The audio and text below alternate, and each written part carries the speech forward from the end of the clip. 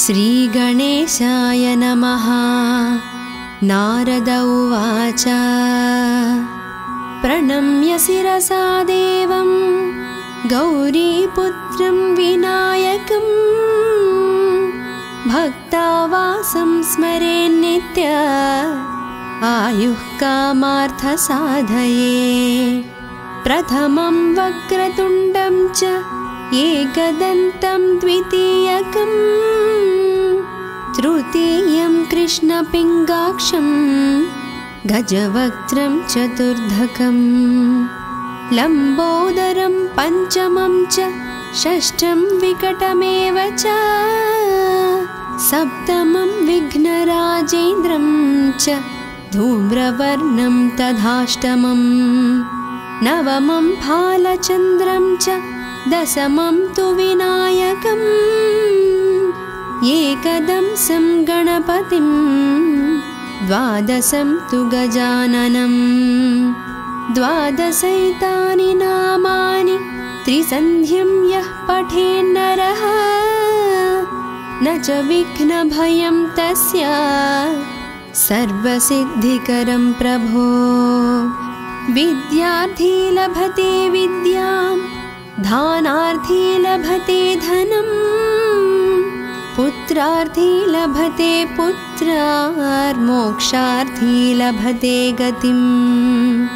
जपेत् गणपतिस्तोत्रं षड्भिर्मासैः फलं लभेत् संवत्सरेण सिद्धिं च लभते नात्र संशयः।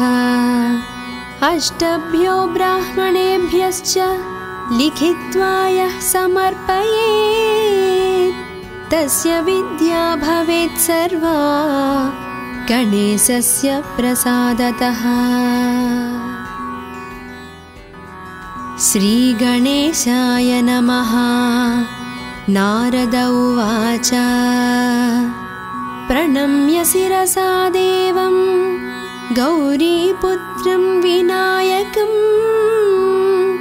भक्तावासं स्मरेन्नित्य आयुः कामार्थसाधये। प्रथमं वक्रतुण्डं च एकदन्तं द्वितीयकं तृतीयं कृष्णपिङ्गाक्षं गजवक्त्रं चतुर्धकं लम्बोदरं पञ्चमं च षष्ठं विकटमेव च सप्तमं विघ्नराजेन्द्रं च धूम्रवर्णं तथाष्टमं नवमं भालचन्द्रं च दशमं तु विनायकम् एकदंसं गणपतिं द्वादशं तु गजाननं द्वादशैतानि नामानि त्रिसन्ध्यं यः पठेन्नरः न च विघ्नभयं तस्य सर्वसिद्धिकरं प्रभो। विद्यार्थी लभते विद्यां दानार्थी लभते धनं पुत्रार्थी लभते पुत्रार्मोक्षार्थी लभते गतिं। जपेत् गणपतिस्तोत्रं षड्भिर्मासैः फलं लभेत् संवत्सरेण सिद्धिं च लभते नात्र संशयः। अष्टभ्यो ब्राह्मणेभ्यश्च लिखित्वा यः समर्पयेत् तस्य विद्या भवेत् सर्वा गणेशस्य प्रसादतः। श्रीगणेशाय नमः। नारद उवाच प्रणम्य शिरसा देवं गौरीपुत्रं विनायकं भक्तावासं स्मरेन्नित्य आयुः कामार्थसाधये। प्रथमं वक्रतुण्डं च एकदन्तं द्वितीयकं तृतीयं कृष्णपिङ्गाक्षं गजवक्त्रं चतुर्धकं लम्बोदरं पञ्चमं च षष्ठं विकटमेव च सप्तमं विघ्नराजेन्द्रं च धूम्रवर्णं तथाष्टमम् नवमं फालचन्द्रं च दशमं तु विनायकम् एकदंसं गणपतिं द्वादशं तु गजाननम् द्वादशैतानि नामानि त्रिसन्ध्यं यः पठेन्नरः न च विघ्नभयं तस्य सर्वसिद्धिकरं प्रभो विद्यार्थी लभते विद्यां धानार्थी लभते धनं पुत्रार्थी लभते पुत्रार्मोक्षार्थी लभते गतिम् जपेत् गणपतिस्तोत्रं षड्भिर्मासैः फलं लभेत् संवत्सरेण सिद्धिं च लभते नात्र संशयः अष्टभ्यो ब्राह्मणेभ्यश्च लिखित्वा यः समर्पयेत् तस्य विद्या भवेत् सर्वा गणेशस्य प्रसादतः। श्रीगणेशाय नमः। नारद उवाच प्रणम्य शिरसा देवं गौरीपुत्रं विनायकं भक्तावासं स्मरेन्नित्य आयुः कामार्थसाधये प्रथमं वक्रतुण्डं च एकदन्तं द्वितीयकं तृतीयं कृष्णपिङ्गाक्षं गजवक्त्रं चतुर्धकं लम्बोदरं पञ्चमं च षष्ठं विकटमेव च सप्तमं विघ्नराजेन्द्रं च धूम्रवर्णं तथाष्टमं नवमं फालचन्द्रं च दशमं तु विनायकम् एकदंसं गणपतिं द्वादशं तु गजाननम् द्वादशैतानि नामानि त्रिसन्ध्यं यः पठेन्नरः न च विघ्नभयं तस्य सर्वसिद्धिकरं प्रभो विद्यार्थी लभते विद्यां धानार्थी लभते धनं पुत्रार्थी लभते पुत्रार्मोक्षार्थी लभते गतिम् जपेत् गणपतिस्तोत्रं षड्भिर्मासैः फलं लभेत् संवत्सरेण सिद्धिं च लभते नात्र संशयः अष्टभ्यो ब्राह्मणेभ्यश्च लिखित्वा यः समर्पयेत् तस्य विद्या भवेत् सर्वा गणेशस्य प्रसादतः। श्रीगणेशाय नमः। नारद उवाच प्रणम्य शिरसा देवं गौरीपुत्रं विनायकं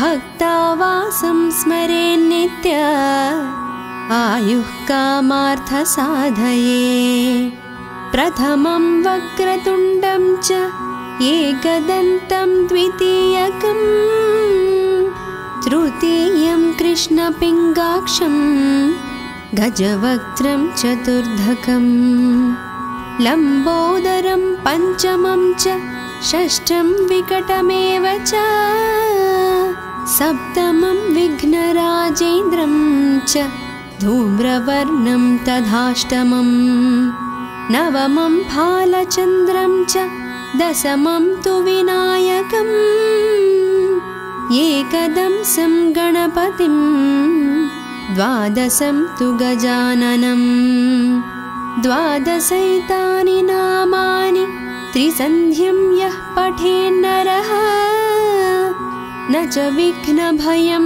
तस्य सर्वसिद्धिकरं प्रभो। विद्यार्थी लभते विद्यां, दानार्थी लभते धनं, पुत्रार्थी लभते पुत्रार्, मोक्षार्थी लभते गतिम्। जपेत् गणपतिस्तोत्रं षड्भिर्मासैः फलं लभेत्, संवत्सरेण सिद्धिं च लभते नात्र संशयः। अष्टभ्यो ब्राह्मणेभ्यश्च लिखित्वा यः समर्पयेत्, तस्य विद्या भवेत् सर्वा गणेशस्य प्रसादतः। श्रीगणेशाय नमः। नारद उवाच प्रणम्य शिरसा देवं गौरीपुत्रं विनायकं, भक्तावासं स्मरेन्नित्य आयुः कामार्थसाधये। प्रथमं वक्रतुण्डं च एकदन्तं द्वितीयकं, तृतीयं कृष्णपिङ्गाक्षं गजवक्त्रं चतुर्धकं, लम्बोदरं पञ्चमं च षष्ठं विकटमेव च, सप्तमं विघ्नराजेन्द्रं च धूम्रवर्णं तथाष्टमं, नवमं फालचन्द्रं च दशमं तु विनायकम्, एकदंसं गणपतिं द्वादशं तु गजाननं, द्वादशैतानि नामानि त्रिसन्ध्यं यः पठेन्नरः, न च विघ्नभयं तस्य सर्वसिद्धिकरं प्रभो। विद्यार्थी लभते विद्यां, दानार्थी लभते धनं, पुत्रार्थी लभते पुत्रार्, मोक्षार्थी लभते गतिम्। जपेत् गणपतिस्तोत्रं षड्भिर्मासैः फलं लभेत्, संवत्सरेण सिद्धिं च लभते नात्र संशयः। अष्टभ्यो ब्राह्मणेभ्यश्च लिखित्वा यः समर्पयेत्, तस्य विद्या भवेत् सर्वा गणेशस्य प्रसादतः। श्रीगणेशाय नमः। नारद उवाच प्रणम्य शिरसा देवं गौरीपुत्रं विनायकं, भक्तावासं स्मरेन्नित्य आयुः कामार्थसाधये। प्रथमं वक्रतुण्डं च एकदन्तं द्वितीयकं, तृतीयं कृष्णपिङ्गाक्षं गजवक्त्रं चतुर्धकं, लम्बोदरं पञ्चमं च षष्ठं विकटमेव च, सप्तमं विघ्नराजेन्द्रं च धूम्रवर्णं तथाष्टमं, नवमं फालचन्द्रं च दशमं तु विनायकम्, एकदंसं गणपतिं द्वादशं तु गजाननं, द्वादशैतानि नामानि त्रिसन्ध्यं यः पठेन्नरः, न च विघ्नभयं तस्य सर्वसिद्धिकरं प्रभो। विद्यार्थी लभते विद्यां, दानार्थी लभते धनं, पुत्रार्थी लभते पुत्रार्, मोक्षार्थी लभते गतिम्। जपेत् गणपतिस्तोत्रं षड्भिर्मासैः फलं लभेत्, संवत्सरेण सिद्धिं च लभते नात्र संशयः। अष्टभ्यो ब्राह्मणेभ्यश्च लिखित्वा यः समर्पयेत्, तस्य विद्या भवेत् सर्वा गणेशस्य प्रसादतः। श्रीगणेशाय नमः। नारद उवाच प्रणम्य शिरसा देवं गौरीपुत्रं विनायकं भक्तावासं स्मरेन्नित्य आयुः कामार्थसाधये।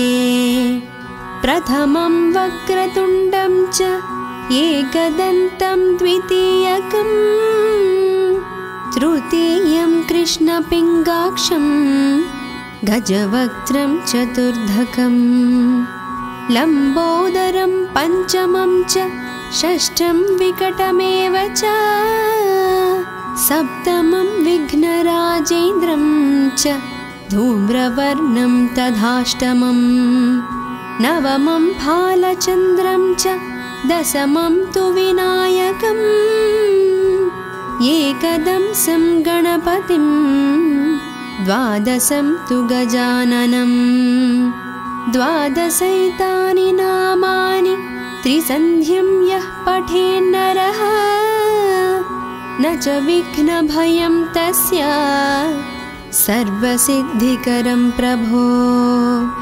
विद्यार्थी लभते विद्यां दानार्थी लभते धनं पुत्रार्थी लभते पुत्रार्मोक्षार्थी लभते गतिं। जपेत् गणपतिस्तोत्रं षड्भिर्मासैः फलं लभेत् संवत्सरेण सिद्धिं च लभते नात्र संशयः। अष्टभ्यो ब्राह्मणेभ्यश्च लिखित्वा यः समर्पयेत् तस्य विद्या भवेत् सर्वा गणेशस्य प्रसादतः। श्रीगणेशाय नमः। नारद उवाच प्रणम्य शिरसा देवं गौरीपुत्रं विनायकं भक्तावासं स्मरेन्नित्य आयुः कामार्थसाधये। प्रथमं वक्रतुण्डं च एकदन्तं द्वितीयकं तृतीयं कृष्णपिङ्गाक्षं गजवक्त्रं चतुर्धकं लम्बोदरं पञ्चमं च षष्ठं विकटमेव च सप्तमं विघ्नराजेन्द्रं च धूम्रवर्णं तथाष्टमं नवमं भालचन्द्रं च दशमं तु विनायकम् एकदंसं गणपतिं द्वादशं तु गजाननं द्वादशैतानि नामानि त्रिसन्ध्यं यः पठेन्नरः न च विघ्नभयं तस्य सर्वसिद्धिकरं प्रभो। विद्यार्थी लभते विद्यां दानार्थी लभते धनं पुत्रार्थी लभते पुत्रार्मोक्षार्थी लभते गतिं। जपेत् गणपतिस्तोत्रं षड्भिर्मासैः फलं लभेत् संवत्सरेण सिद्धिं च लभते नात्र संशयः। अष्टभ्यो ब्राह्मणेभ्यश्च लिखित्वा यः समर्पयेत् तस्य विद्या भवेत् सर्वा गणेशस्य प्रसादतः। श्रीगणेशाय नमः। नारद उवाच प्रणम्य शिरसा देवं गौरीपुत्रं विनायकं भक्तावासं स्मरेन्नित्य आयुः कामार्थसाधये।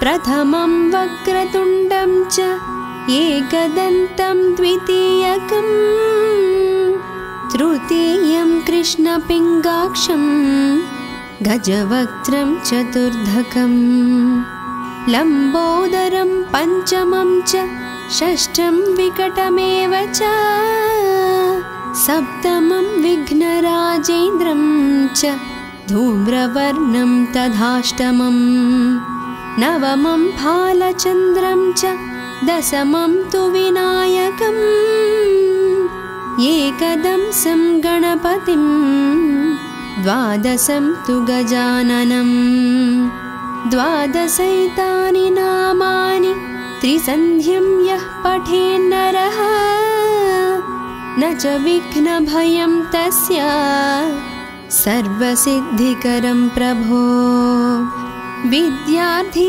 लभते विद्यां धानार्थी लभते धनं पुत्रार्थी लभते पुत्रार्मोक्षार्थी लभते गतिं जपेत् गणपतिस्तोत्रं षड्भिर्मासैः फलं लभेत् संवत्सरेण सिद्धिं च लभते नात्र संशयः अष्टभ्यो ब्राह्मणेभ्यश्च लिखित्वा यः समर्पयेत् तस्य विद्या भवेत् सर्वा गणेशस्य प्रसादतः। श्रीगणेशाय नमः। नारद उवाच प्रणम्य शिरसा देवं गौरीपुत्रं विनायकं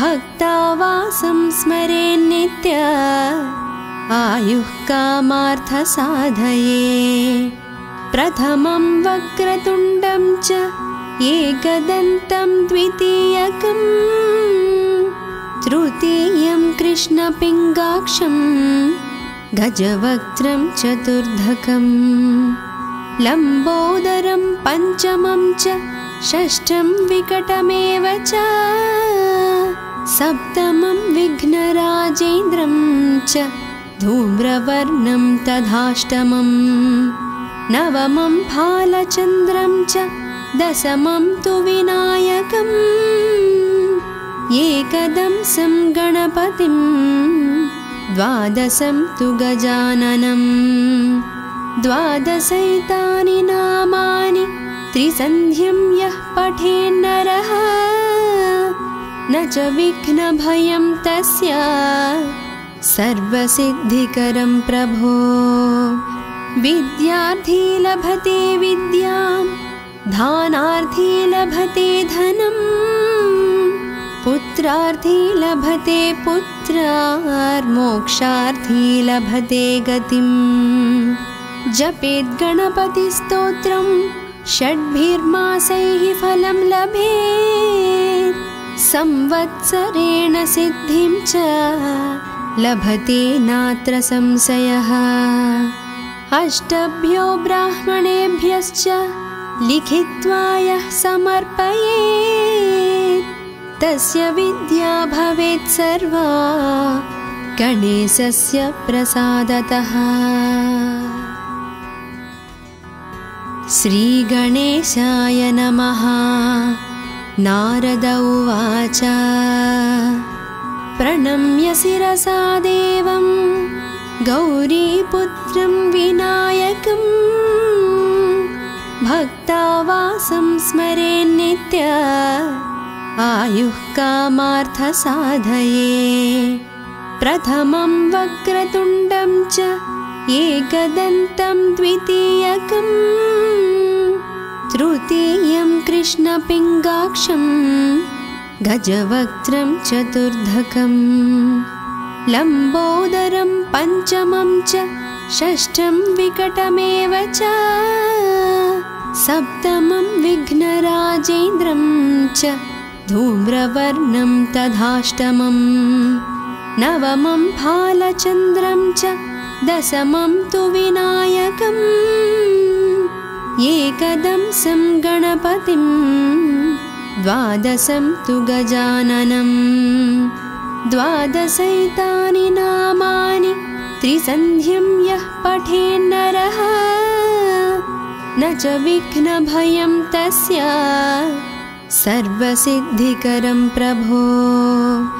विद्यार्थी लभते विद्यां दानार्थी लभते धनं पुत्रार्थी लभते पुत्रार्मोक्षार्थी लभते गतिम्। जपेत् गणपतिस्तोत्रं षड्भिर्मासैः फलं लभेत् संवत्सरेण सिद्धिं च लभते नात्र संशयः। अष्टभ्यो ब्राह्मणेभ्यश्च लिखित्वा यः समर्पयेत् तस्य विद्या भवेत् सर्वा गणेशस्य प्रसादतः। श्रीगणेशाय नमः। नारद उवाच प्रणम्य शिरसा देवं गौरीपुत्रं विनायकं भक्तावासं स्मरेन्नित्य आयुः कामार्थसाधये। प्रथमं वक्रतुण्डं च एकदन्तं द्वितीयकं तृतीयं कृष्णपिङ्गाक्षं गजवक्त्रं चतुर्धकं लम्बोदरं पञ्चमं च षष्ठं विकटमेव च सप्तमं विघ्नराजेन्द्रं च धूम्रवर्णं तथाष्टमं नवमं भालचन्द्रं च दशमं तु विनायकम् एकदंसं गणपतिं द्वादशं तु गजाननं द्वादशैतानि नामानि त्रिसन्ध्यं यः पठेन्नरः न च विघ्नभयं तस्य सर्वसिद्धिकरं प्रभो। विद्यार्थी लभते विद्यां दानार्थी लभते धनं पुत्रार्थी लभते पुत्रार्मोक्षार्थी लभते गतिम्। जपेत् गणपतिस्तोत्रं षड्भिर्मासैः फलं लभेत् संवत्सरेण सिद्धिं च लभते नात्र संशयः। अष्टभ्यो ब्राह्मणेभ्यश्च लिखित्वा यः समर्पयेत् तस्य विद्या भवेत् सर्वा गणेशस्य प्रसादतः। श्रीगणेशाय नमः। नारद उवाच प्रणम्य शिरसा देवं गौरीपुत्रं विनायकं भक्तावासं स्मरेन्नित्य आयुः कामार्थसाधये।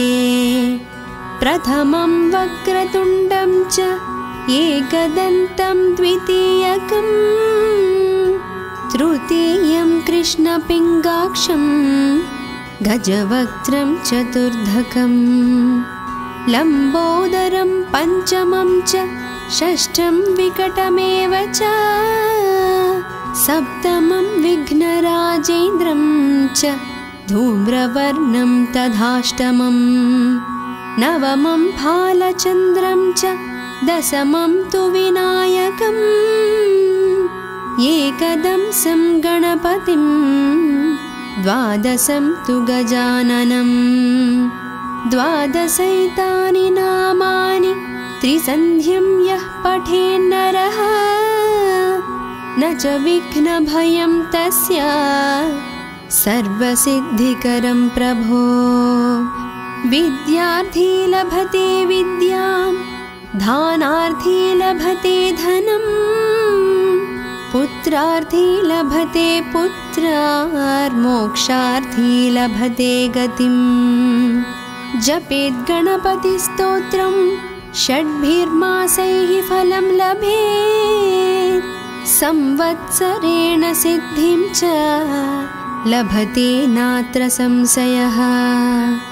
अष्टभ्यो ब्राह्मणेभ्यश्च लिखित्वा यः समर्पयेत् तस्य विद्या भवेत् सर्वा गणेशस्य प्रसादतः। श्रीगणेशाय नमः। नारद उवाच प्रणम्य शिरसा देवं गौरीपुत्रं विनायकं भक्तावासं स्मरेन्नित्य आयुः कामार्थसाधये। प्रथमं वक्रतुण्डं च एकदन्तं द्वितीयकं तृतीयं कृष्णपिङ्गाक्षं गजवक्त्रं चतुर्धकं लम्बोदरं पञ्चमं च षष्ठं विकटमेव च सप्तमं विघ्नराजेन्द्रं च धूम्रवर्णं तथाष्टमं नवमं फालचन्द्रं च दशमं तु विनायकम् एकदंसं गणपतिं द्वादशं तु गजाननं द्वादशैतानि नामानि त्रिसन्ध्यं यः पठेन्नरः न च विघ्नभयं तस्य सर्वसिद्धिकरं प्रभो। विद्यार्थी लभते विद्यां दानार्थी लभते धनं पुत्रार्थी लभते पुत्रार्मोक्षार्थी लभते गतिं। जपेत् गणपतिस्तोत्रं षड्भिर्मासैः फलं लभेत् संवत्सरेण सिद्धिं च लभते नात्र संशयः। अष्टभ्यो ब्राह्मणेभ्यश्च लिखित्वा यः समर्पयेत् तस्य विद्या भवेत् सर्वा गणेशस्य प्रसादतः। श्रीगणेशाय नमः। नारद उवाच प्रणम्य शिरसा देवं गौरीपुत्रं विनायकं भक्तावासं स्मरेन्नित्य आयुः कामार्थसाधये। प्रथमं वक्रतुण्डं च एकदन्तं द्वितीयकं तृतीयं कृष्णपिङ्गाक्षं गजवक्त्रं चतुर्धकं लम्बोदरं पञ्चमं च षष्ठं विकटमेव च सप्तमं विघ्नराजेन्द्रं च धूम्रवर्णं तथाष्टमं नवमं फालचन्द्रं च दशमं तु विनायकम् एकदंसं गणपतिं द्वादशं तु गजाननं द्वादशैतानि नामानि त्रिसन्ध्यं यः पठेन्नरः न च विघ्नभयं तस्य सर्वसिद्धिकरं प्रभो। विद्यार्थी लभते विद्यां दानार्थी लभते धनं पुत्रार्थी लभते पुत्रार्मोक्षार्थी लभते गतिं। जपेत् गणपतिस्तोत्रं षड्भिर्मासैः फलं लभेत् संवत्सरेण सिद्धिं च लभते नात्र संशयः। अष्टभ्यो ब्राह्मणेभ्यश्च लिखित्वा यः समर्पयेत् तस्य विद्या भवेत् सर्वा गणेशस्य प्रसादतः। श्रीगणेशाय नमः। नारद उवाच प्रणम्य शिरसा देवं गौरीपुत्रं विनायकं भक्तावासं स्मरेन्नित्य आयुः कामार्थसाधये प्रथमं वक्रतुण्डं च एकदन्तं द्वितीयकं तृतीयं कृष्णपिङ्गाक्षं गजवक्त्रं चतुर्धकं लम्बोदरं पञ्चमं च षष्ठं विकटमेव च सप्तमं विघ्नराजेन्द्रं च धूम्रवर्णं तथाष्टमं नवमं फालचन्द्रं च दशमं तु विनायकम् एकदंसं गणपतिं द्वादशं तु गजाननं द्वादशैतानि नामानि त्रिसन्ध्यं यः पठेन्नरः न च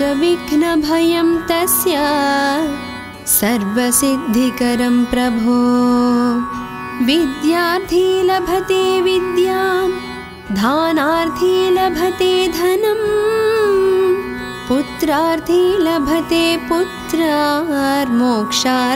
लभते गतिं जपेत् गणपतिस्तोत्रं षड्भिर्मासैः फलं लभेत् संवत्सरेण सिद्धिं च लभते नात्र संशयः अष्टभ्यो ब्राह्मणेभ्यश्च लिखित्वा यः समर्पयेत् तस्य विद्या भवेत् सर्वा गणेशस्य प्रसादतः। श्रीगणेशाय नमः। नारद उवाच प्रणम्य शिरसा देवं गौरीपुत्रं विनायकं भक्तावासं स्मरेन्नित्य आयुः कामार्थसाधये प्रथमं वक्रतुण्डं च एकदन्तं द्वितीयकं तृतीयं कृष्णपिङ्गाक्षं गजवक्त्रं चतुर्धकं लम्बोदरं पञ्चमं च षष्ठं विकटमेव च सप्तमं विघ्नराजेन्द्रं च धूम्रवर्णं तथाष्टमं नवमं फालचन्द्रं च दशमं तु विनायकम् एकदंसं गणपतिं द्वादशं तु गजाननं द्वादशैतानि नामानि त्रिसन्ध्यं यः पठेन्नरः न च विघ्नभयं तस्य सर्वसिद्धिकरं प्रभो विद्यार्थी लभते विद्यां धानार्थी लभते धनं पुत्रार्थी लभते पुत्रार्मोक्षार्थी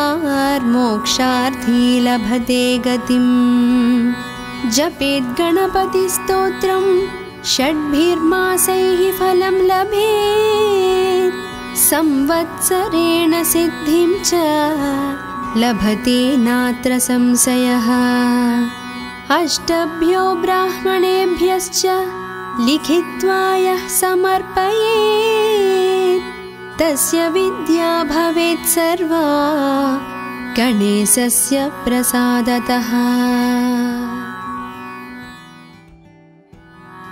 श्रीगणेशाय नमः। नारद उवाच प्रणम्य शिरसा देवं गौरीपुत्रं विनायकं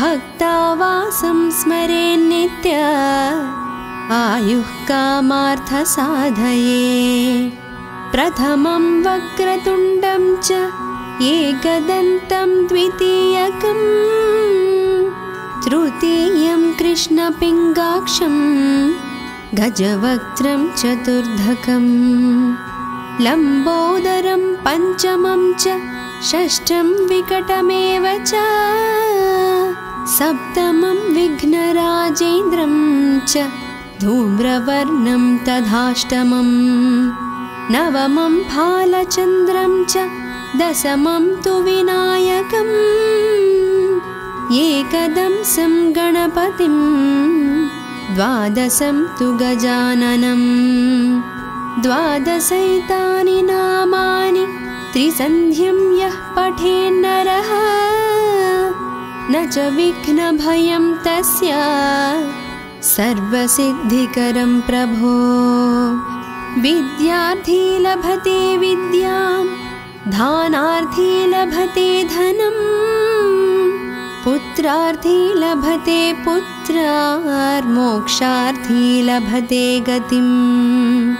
जपेत् गणपतिस्तोत्रं षड्भिर्मासैः फलं लभेत् संवत्सरेण सिद्धिं च लभते नात्र संशयः। अष्टभ्यो ब्राह्मणेभ्यश्च लिखित्वा यः समर्पयेत् तस्य विद्या भवेत् सर्वा गणेशस्य प्रसादतः। श्रीगणेशाय नमः। नारद उवाच प्रणम्य शिरसा देवं गौरीपुत्रं विनायकं भक्तावासं स्मरेन्नित्य आयुः कामार्थसाधये। प्रथमं वक्रतुण्डं च एकदन्तं द्वितीयकं तृतीयं कृष्णपिङ्गाक्षं गजवक्त्रं चतुर्धकं लम्बोदरं पञ्चमं च षष्ठं विकटमेव च सप्तमं विघ्नराजेन्द्रं च धूम्रवर्णं तथाष्टमं नवमं भालचन्द्रं च दशमं तु विनायकम् एकदंसं गणपतिं द्वादशं तु गजाननं द्वादशैतानि नामानि त्रिसन्ध्यं यः पठेन्नरः न च विघ्नभयं तस्य सर्वसिद्धिकरं प्रभो। विद्यार्थी लभते विद्यां धानार्थी लभते धनं पुत्रार्थी लभते पुत्रार्मोक्षार्थी लभते गतिम्। जपेत् गणपतिस्तोत्रं षड्भिर्मासैः फलं लभेत् संवत्सरेण सिद्धिं च लभते नात्र संशयः।